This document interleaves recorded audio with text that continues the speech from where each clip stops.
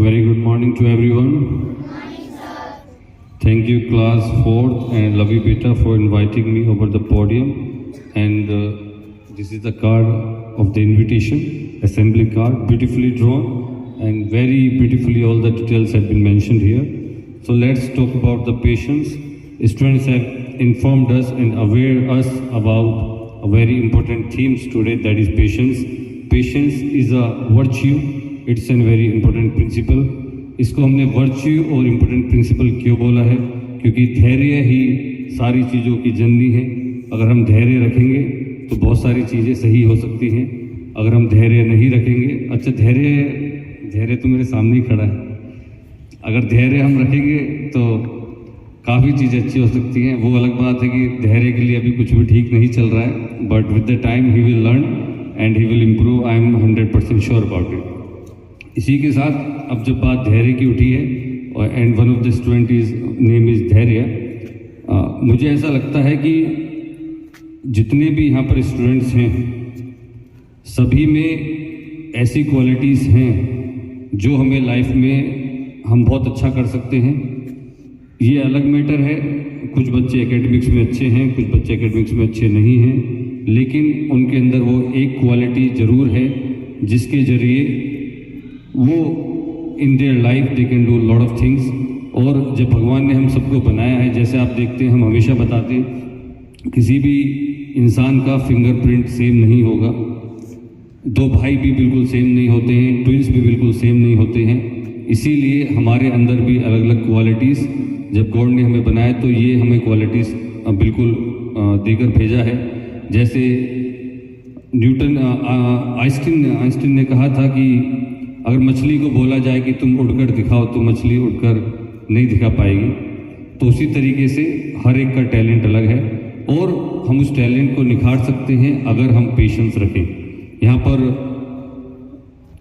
Speech by Avni and thought by Priyal ने बताया कि किस तरीके से जब हम सक्सेसफुल होते हैं, when we become aware about our surroundings, we become more humble, we do get lot of patience। तो जब हमें ज्ञान की प्राप्ति होती है, जब हम अच्छा करते हैं, जब हम सक्सेसफुल होते हैं, तो वक्त के साथ हमें पेशेंस आता है, चीज़ों को समझने की और परखने की क्षमता हमारी बढ़ती है।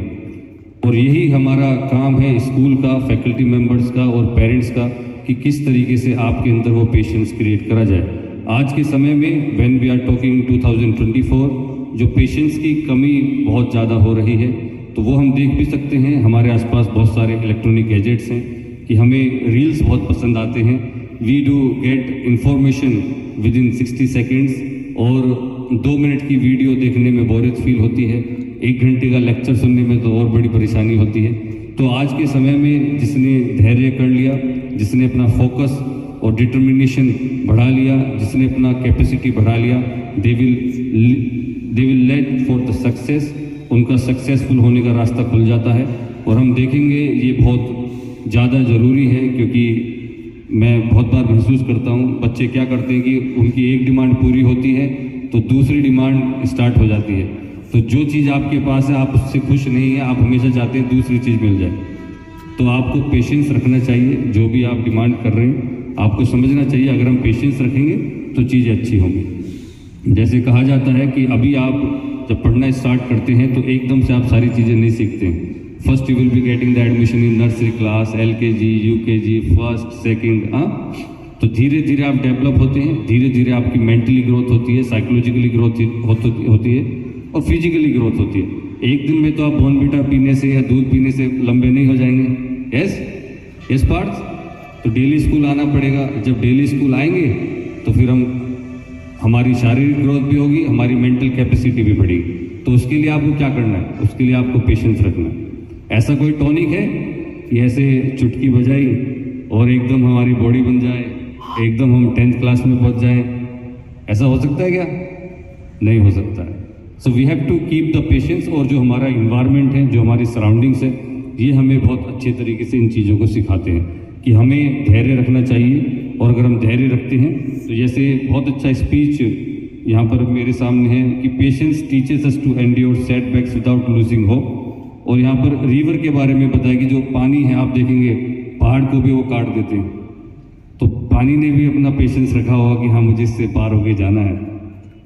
तो जिन बच्चों के एकेडमिक्स में कम मार्क्स आ रहे हैं तो हम पेशेंस रखेंगे, वो भी अच्छा करेंगे। जिन बच्चों को पिछली बार स्पोर्ट्स डे में मेडल नहीं मिला था, इस बार पूरी कोशिश करेंगे कि उनको मेडल मिले। तो आप पेशेंस रखेंगे तो सारी चीज़ें पॉसिबल हो सकती हैं। और उसी के लिए लेकिन पेशेंस रखने के साथ हमें अपने ऊपर काम भी करना पड़ेगा। We have to do lot of hard work, we have to understand where we are lacking, कि कहाँ पर हमें काम करने की ज़रूरत है। अभी आप देखेंगे कि जिन बच्चों को पिछली बार मेडल नहीं मिला, अगर वो प्रैक्टिस करते हैं तो definitely they gonna get much more medals. आपने देखा होगा स्पोर्ट्स में 10-10 साल से प्रैक्टिस कर रहे हैं लेकिन मेडल नहीं मिला। जिस दिन मेडल मिले तो 6-7 मेडल एक साथ मिल गए। तो उन्होंने धैर्य रखा और धैर्य के साथ अपनी मेहनत भी बहुत ज़्यादा करी। So I do congratulate class 4th girls for coming forward and putting forward such a beautiful assembly. ये असेंबली हमारा ड्यू था लेकिन इम्पोर्टेंट थीम है तो आज मंडे को करा। I think tomorrow also they have to conduct an assembly. So big round of applause for class 4th girls for putting forward such a beautiful assembly. And all the students who came forward, and especially the prayer by Manvi Hershardima, beautifully sang by Manvi. Please clap for Manvi also. The way she came back, there was a bit hesitation initially, but later on she picked it up beautifully. Thought by Priyal, news by Paridhi, and placed by Aradhya, and well conducted assembly by Lavi. Please clap for Lavi also and all the students. And I do appreciate the efforts of Sneha ma'am also for giving this beautiful card. और मेरा इसमें photo भी है, वो भी अच्छा लग रहा है मुझे. So big round of applause for Sneha ma'am also. तो मेरी यही गुजारिश रहेगी कि आप पेशेंस रखिए, सभी चीज़ों में अपने पेरेंट्स की बात मानिए, उनको परेशान कम करिए और अच्छे से पढ़ाई करिए. God bless you, lots of blessings and wishes. Thank you so much.